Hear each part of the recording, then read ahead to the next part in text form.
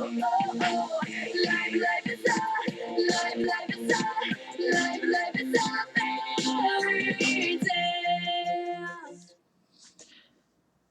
everyone, you're watching the Esperanza 243. Today is Long Live Menavia Part 11.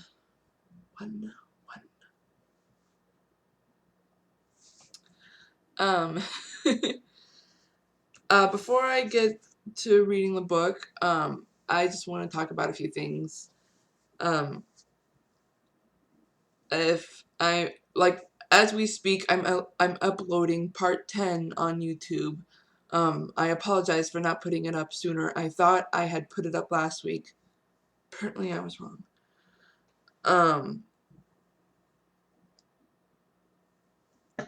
So today I'm gonna do my best to, or not today, I intend on putting more videos up soon. Perhaps next week I'll try to put 2 more videos up, if possible. Since next Friday is the last day of class, I'm going to do my best to do more videos. I still have the take-home final though, so that's kind of something I'm looking forward to. You know, just because it's a take-home final, honestly. So I can work on it whenever, but I have to turn it in on December 12th. Which is really cool because that's the day me and my best friend are going to do a sleepover. And that's also the day of my grandma's birthday. Pretty exciting. Not to mention 3 or 4 days before that is my birthday. That's going to be one exciting week. And hopefully not too stressful. Yeah. Anyways, in my previous video I talked about the lyric videos that I've been trying to work on. I'm going to say it again. I am working as hard as I can to get all these lyrics down for the songs. I'd like to get them down first before I attempt putting up more. Therefore I have to contact my dad since I don't have my uncle's phone number. Oy. Anyways, how much time did I just put in? Yeah. There is actually a poem I wrote recently, relatively in the past week. Yeah, in the past week. Oh, it was last Saturday, in fact. This poem, I call it, This Is Really It. You'll be interested in what I put down for the poem. I have read books on true love and watched films on it too. There is nothing more true than true love, or true love's first kiss. I have been in a number of relationships thinking, is this it? I understood most of the love songs I listened. Until last October, I have never felt so much love, even for a long distance. This is the true love I've heard so much. I cannot imagine my life without him. I cannot imagine my dreams complete without him in it. Is that grammatically correct? For years, since my discovery of feelings for boys, I could feel that my heart was missing something. Now, the only thing my heart is missing is his presence. He is my ray. He is the answer to my love's duet. He is the soul of my heart. He is my hidden kiss. He is my everything. It's this. This is real. This is really it. Copyright November 17th, 2012. Therefore, none of you can steal it. Booyah. I didn't do anything to it.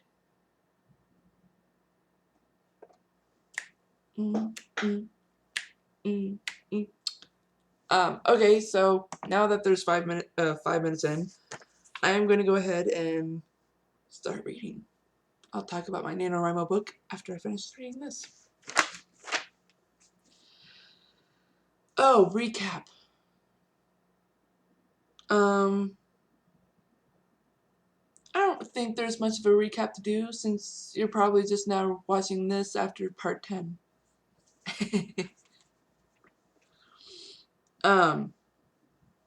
So here we go. Once again, Caprice arrived at Senor Baldwin's house with 5 minutes to spare. That time she had a carrying case.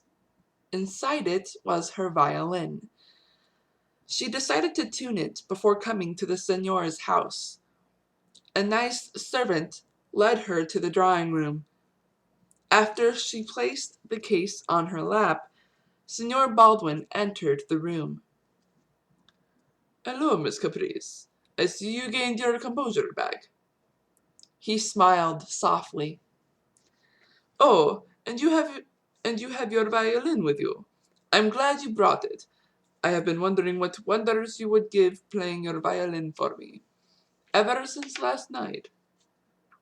Oh, last evening." Caprice smiled politely. Sorry. As if on cue, the Senor's favorite servant came in as the grandfather clock chimed 3 o'clock. She had their drinks, oolong tea and chamomile tea. The young lady placed the tray on a table. "Thank you, dear Lucia." The servant gave him a shy look as she curtsied, then left the room. Caprice smiled, trying her best not to giggle. Senor Baldwin turned toward her. She quickly changed her expression to a calm one. He looked at her curiously after noticing the quick change. "Is there something amusing?" "No, Senor Baldwin," she said, smiling. He raised a brow to tease her. "Do you like to tease Lucia?" she asked curiously. "As a matter of fact, I do not tease her that often. Sometimes I prefer her than other servant girls I hire. Lucia is, shall I say, a favorite. She is a nice girl, but she is too shy." Caprice nodded her head. "I see." She sighed. "May I give some advice?" He nodded curiously. "I suggest not to use endearing terms toward her." He became confused. "The times I have been here, you used her twice. Each time you call her dear. It is probably one of the reasons that make her shy. You are a kind man who uses flattery a bit too much. Your flattery to Lucia is making her think highly of you." He thought for a moment. Then he smiled. "You are a smart young lady. Why did I not think of that?" He paused. I should probably control my flattery then," he said, raising his brow again. Caprice laughed. "Don't control it too much. Sometimes flattery can be used as an advantage," she replied, teasing him. He smiled. Senor Baldwin got to hear her laughter, and to him it brightened the whole room. "Oh, what a wondrous princess she would be if she was ruling right now," he thought to himself. He sighed. "That is another reason to quicken the pace of her training." "Shall we continue today's lessons?" he said after clearing his throat. She nodded. "Since you brought your violin, I would like to hear you perform something first." Caprice gasped, realizing her hands were on top of her carrying case the whole time. She placed the case next to her and opened it. Senor Baldwin widened his eyes in amazement. how her parents were able to find such a beauty of a violin.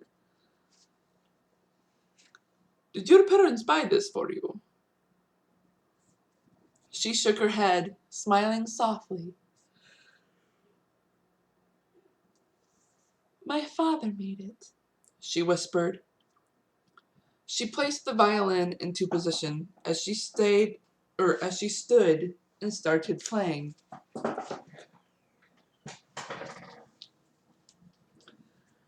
After she played 4 measures, the Signor gasped. He recognized the piece. That's Pugnani, Sonata number 6, he thought to himself. Wow, he whispered.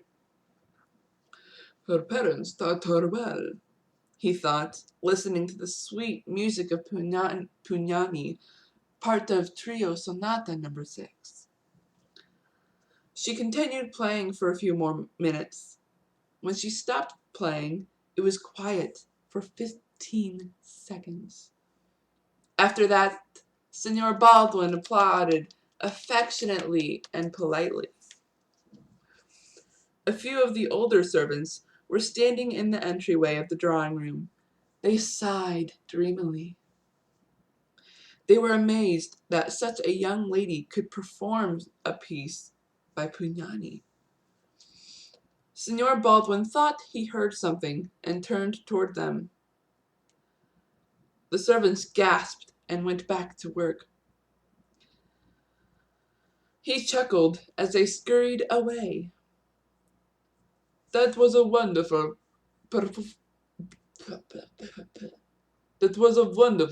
performance, Miss Caprice, he said as he walked to her. I would like to hear you perform more during our sessions. She smiled. Thank you, Signor Baldwin, she responded with a curtsy. She placed the violin back in its case and closed it. May we start my lessons, please? He nodded. Today I shall teach you to speak Catalan. It shall help you communicate with most people. He then taught her many phrases.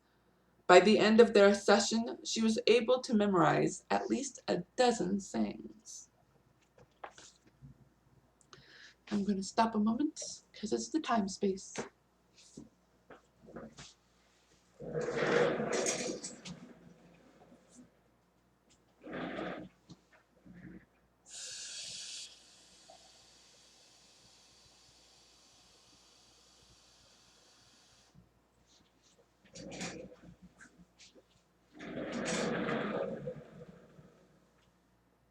I love this.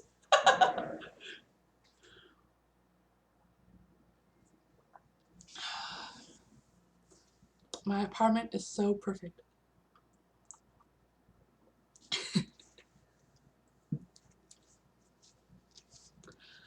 For the next week, he taught her new things.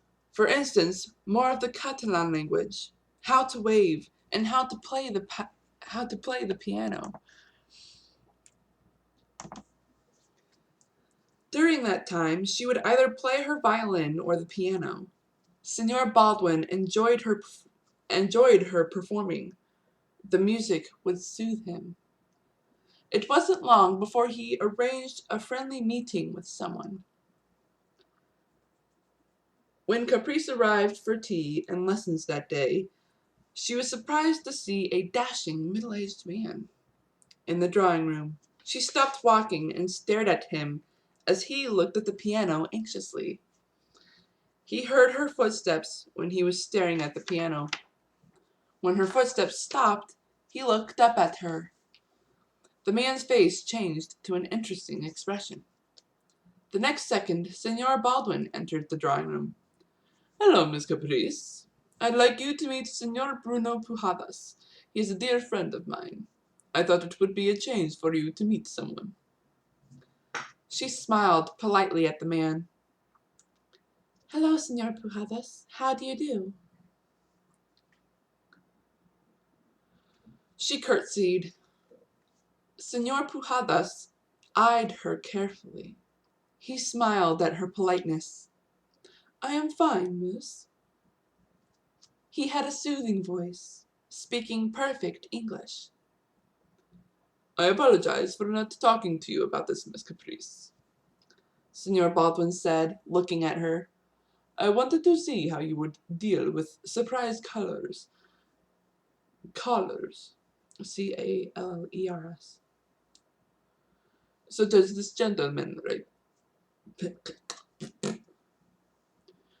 I wanted to see how you would deal with surprise callers, such as this gentleman here." He turned toward his friend. "Bruno, would you like some tea?" As usual, a servant entered the drawing room as the grandfather clock chimed 3 times. She placed the tray on a table. "Thank you, Eulalia. You may go." She nodded as she curtsied and left the drawing room. He turned toward Caprice and the middle-aged man. "Please have a seat." She sat down on the same furniture with the man, not too close or too far from him. The gentleman cleared his throat. "Miss Caprice, is it?" She nodded. "Cassius tells me you can play the piano very well. I would like to hear you perform something." She looked at him with wide eyes, and then looked at Signor Baldwin. "It is your choice, Miss Caprice. I will not force you," the Signor said. Caprice looked at the piano for a moment. Then she went to the piano and sat down on the bench. She sighed as she put her hands over the keys. She started playing.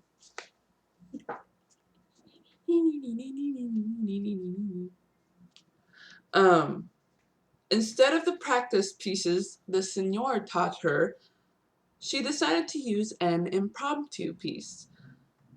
Signor Baldwin chuckled, realizing what she was doing. Signor Pujadas was amazed at her skill. As she pressed the various keys, the music gradually changed from pleasant to sad to happy and exciting. Signor Baldwin was enjoying the nice change of music and was inspired to say something. "Why don't you sing, Miss Caprice? I know you like to sing while playing the piano." She looked at him as she continued playing and smiled. She was excited he said that, so she changed the music from happy and exciting to pleasant and soothing.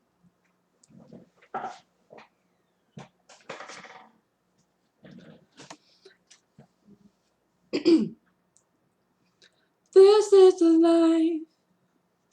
Is this what you thought it would be? This is the life. Can you see what's happening to me?"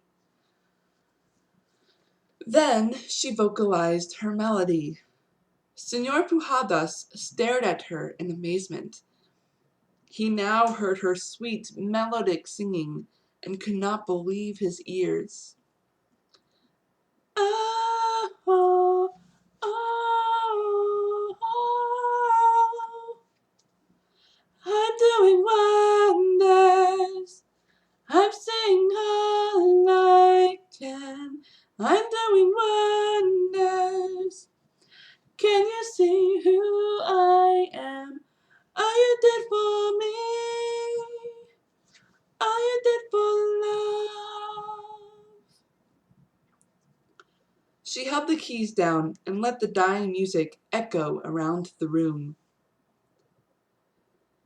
"Is paying off." She continued playing for a few seconds and ended it with a high key. Signor Pujadas applauded. Signor Baldwin closed his eyes pleasantly, happy that playing music sets her soul free. "That was wonderful," Bruno Pujadas told her as she walked away from the piano to sit down in a chair. "Your voice is like honey." She bit her tongue to keep herself from blushing. She picked up a teacup. Thank you. She sipped her chamomile tea. After he observed Caprice for a while, he turned his head towards Signor Baldwin and gave him a look. The Signor was happy of this gentleman's approval, and smiled briefly. Miss Caprice, Signor Pujadas began to say. She looked at him as she picked up her teacup again.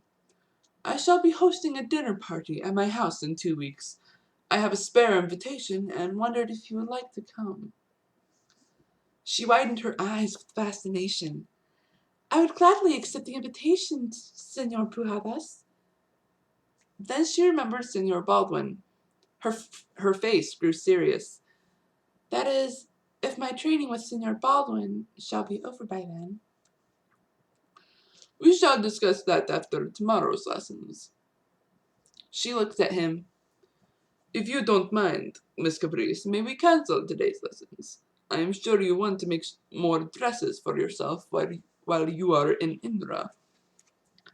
After he said that, she remembered she was running out of materials to use for sewing and stitching.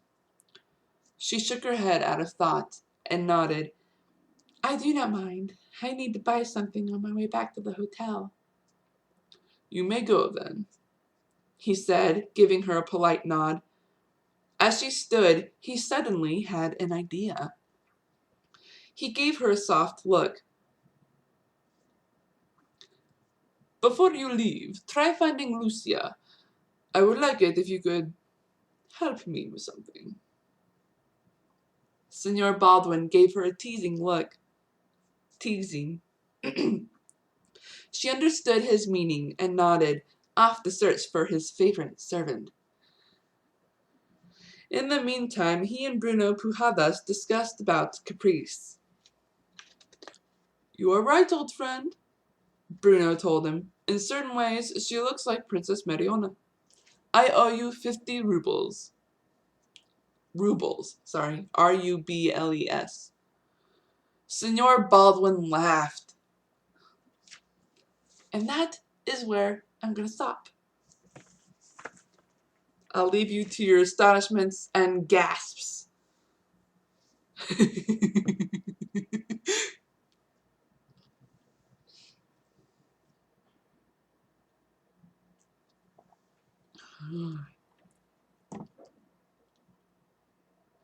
This part of the book always puts a smile on my face. You'll find out in the next video. Now to explain a little more about NaNoWriMo book. It's going pretty good. I'm like about 16,000 words behind, but I don't mind because this is an old idea that I've had for a couple years now, and I'm just glad I was able to push myself to use it for NaNoWriMo this month. I've been meaning to work on it, and doing this, it has helped a lot because I'm at the point where I'm at the point of the book where one of the detectives is here in my town. So this week I've been walking around, my area and trying to find only local places, none of the, world known, country known, state known, stuff like that.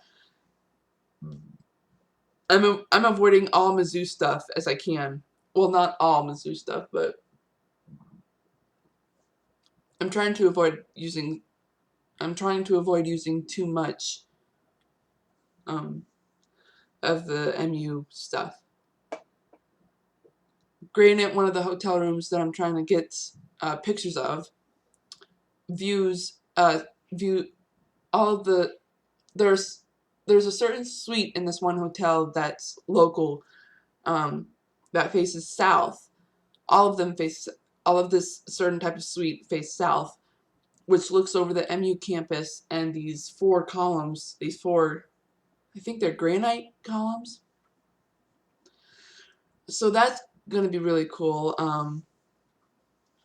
I've been renaming this book so many times, just because I can't find I couldn't find a good word that would go with the rest of the title, I should say. And so this week I finally figured it out. At first it was called Kidnapping is Not a Virtue. Then I realized, at first it was Kidnapping is a Virtue. Then I realized that wouldn't work. Then I tried Kidnapping is Not a Virtue. That still didn't work. And so I've been just trying to find words that would, you know, go with the book and not just the title. And so finally I figured out I'm going to call it Kidnapping is a Deprivation.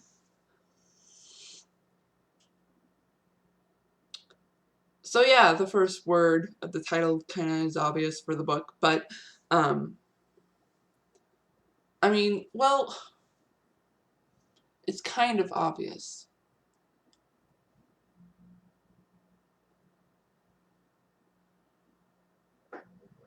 I don't know. Anyways, I guess that will be it. In the next video, it will be part 12 of Long Live Menavia. Not to mention the next the next astonishment and gasping thing that continues this particular scene. 50 rubles.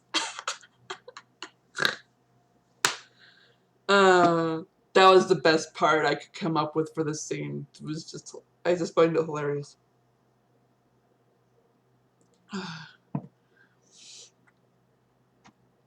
Alright, I guess that will be it. It is now almost 30 minutes total. I think I'm going to stop there. I hope you all enjoyed this particular video, especially the cliffhanger. I will see you in part 12. This is D'Esperanza243 signing off. I know the sound of each rock and stone. I embrace what others fear. You are not to roam in this forgotten place. Just the likes of me